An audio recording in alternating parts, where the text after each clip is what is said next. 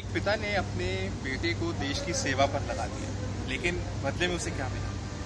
बदले में उसने अपने बेटे को खो दिया। ये कहानी है यूपी की एक ऐसे शख्स की जो आज अपने बेटे के लिए लड़ाई लड़ रहा है।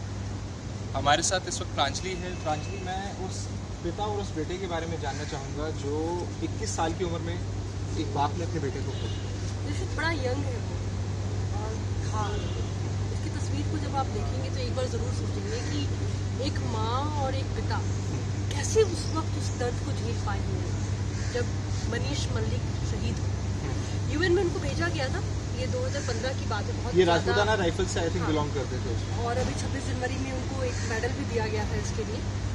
लेकिन आपको ये जान करके हैरानी होगी कि उस बेटे के जाने के बाद पिता को ये लगा कि उसकी जो लड़ाई है वो खत्म हो गई, उसके दुख को लोग समझेंगे।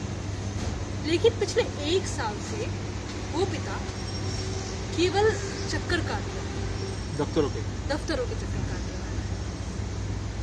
करगिल हो या ऐसे जितने भी मामले हमने देखे हैं, आपको जान करके ये हैरानी होगी। और करगिल में आपने सुना भी होगा कि माता पिता को अपने बेटे को खोने के बाद अपने हक को पाने के लिए भी जिल्लत सहना पड़ता है। ठीक वही अभी महिपाल मलिक के साथ भी हो रहा है। मैं गई थी उनके घर पे और पूरी कहानी को जो है हम न्यूज़ वर्ल्ड इंडिया पर पूरी स्टोरी हम दिखाएंगे भी।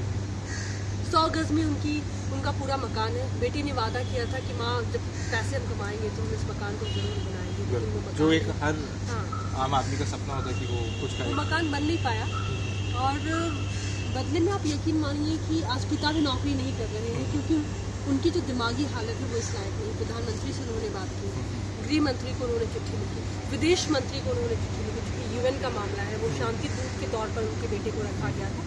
लेकिन आज उनकी कोई नहीं सुन रहा है। और इसके बाद इस खबर को मतलब जब हमारे ये संज्ञान में आया तो मैंने भी बातचीत की है, तो मुझे ये रिप्लाई आया है कि अब हम इसको बहुत अच्छी तरीके से इसको और मॉनिटरिंग लेवल को हमने थोड़ा और अप कर दिया है और हम इसको देख रहे हैं।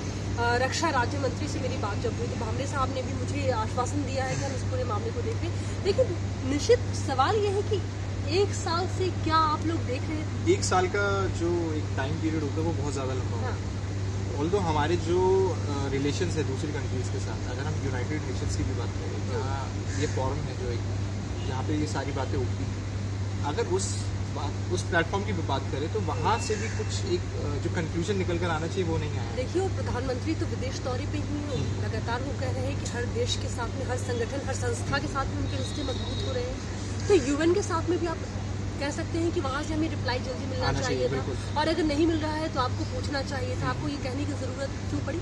और सबसे जो इमोशनल बात है, मुझे लगता है कि जो इस वक्त सुन रहे होंगे उनको भी बड़ी अजीब लगेगी कि एक पिता, उनका अपना कोई ज़मीन नहीं है, उनके पास जितनी ज़मीन है उस पर उनका घर बना हुआ है, उनको केवल 2 गज ज़मीन चाहिए निश्चित। उन्होंने आज भी उस ताबूत को अपने घर के पीछे रखा है। सोचिए ज़रा, इतनी फाइट किस चीज़ को लेकर है? क्या वहाँ लोग उनकी बात को नहीं मान रहे हैं या मंत्रियों के चक्कर काट के वो थक चुके हैं? क्या जवाब? ना ही वो मंत्रियों के चक्कर उन्होंने नहीं काटा। उन्होंने कहा कि मेरा बस जो मेरा हक है वो मुझे आप दे दीजिए। आपको पेंशन देनी थी वो भी आप नहीं दे रहे हैं।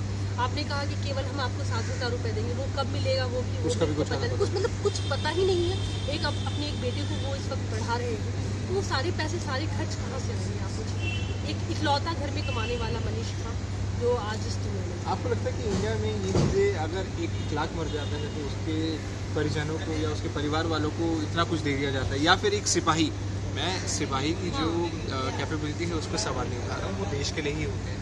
इन चीज़ों पर तो बहुत, जब तक करगिल जैसे बड़े इवेंट नहीं होते हैं। करगिल में भी आपको याद होगा, मैं एक पिता की आंखों में आंसू था ये कह करके कि मुझसे ये पूछा गया कि इस बात का क्या सबूत है कि आप उनके पिता हैं, तो हम आपको पेट्रोल पंप कैसे दें?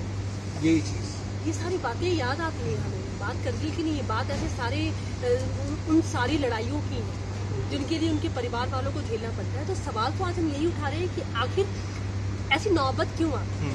इस नौबत से होकर के उन परिवार वालों को गुजरना क्यों पड़ता है? क्योंकि अपने को खोने का जो दुख है वो अपने आप में इतना, वो वही समझ सकते हैं जिसने खोया है।